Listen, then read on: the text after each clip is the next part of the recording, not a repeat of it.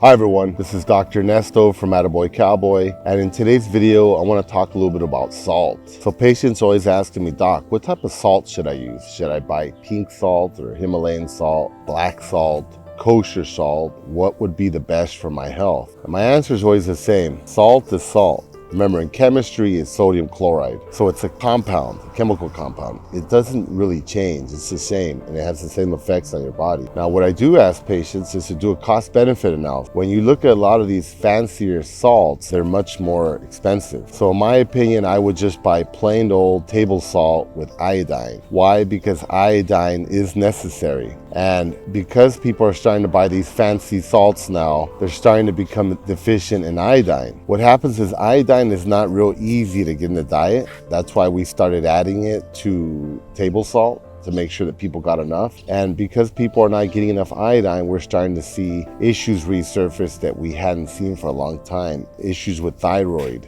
goiter, weight loss, decreased cognitive function, dry skin. There's some very subtle but significant issues that happen with lack of iodine, and it's something that can be easily avoided by just using iodized table salt. And it's pretty cheap. You can just buy Morton's table salt or the store brand salt. You don't have to spend all the extra money on the fancy salts. Now, the issue I do see is I see people over consuming salt. On average American uses about 8.5 grams salt a day, when the WHO or the World Health Organization recommends about 5 grams a day. But when they buy these fancy salts like pink salt or black salt or etc., kosher salt, they tend to use more because they think it's healthier and say, oh yeah, salt is recommended. Yes, we do need salt in our diet, that is correct, but you don't really need to add it because everything has salt in it. Remember, at one point, all of planet Earth was under the ocean. So most fruits, vegetables, everything you eat is going to have some amount of sodium in it. And because 70%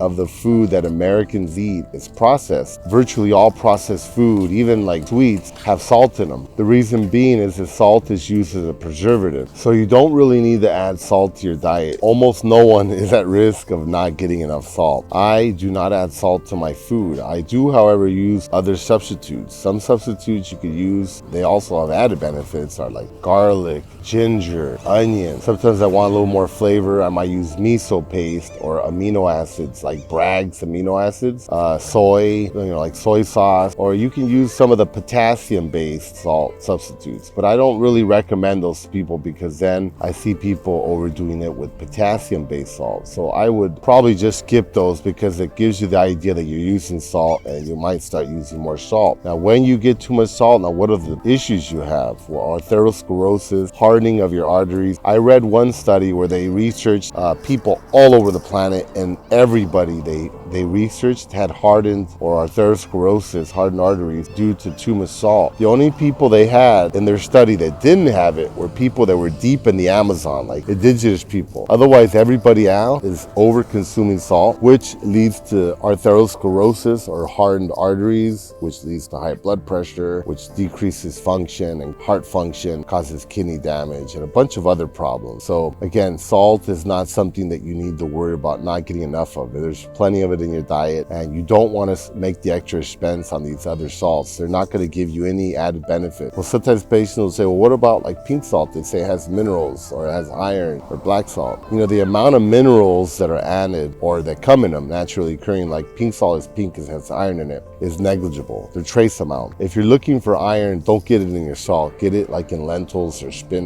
you can get it in other things. Like 6 eggs would have enough iodine in one. Sorry, let me say it over. If you're looking for iron, you could eat lentils, you could eat dark green, leafy green vegetables. You could get in plenty of other foods. You don't need to take salt for that. That's just going to add other issues to your diet.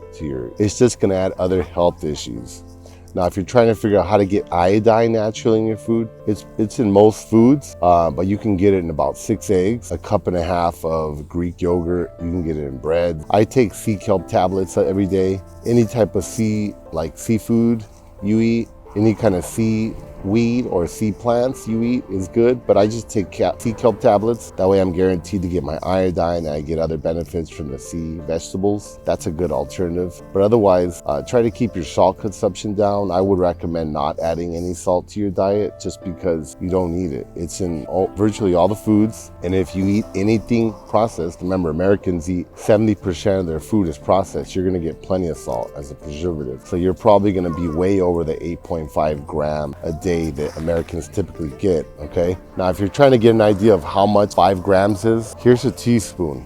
It's 0.2% of this. So you're talking about 20% of a teaspoon a day is the recommended amount, or a pinch of salt. That's it. That's how much is recommended per day according to the WHO. Now, if you're talking about 8.5, then obviously that's almost double, about 2 pinches a day. And even that probably doesn't sound like a lot. Like I see my mom, my dad, they like to shake maybe a tablespoon at a time on each meal. So that obviously is gonna have a lot of adverse effect, a lot of water retention, again, arteriosclerosis and everything else. So try some of these alternatives and try to lower your salt intake. It's probably one of the most common things that doctors tell patients. Thank you for watching, and from Barranquilla, Colombia, I wanted to share this beautiful new statue here of Shakira dancing.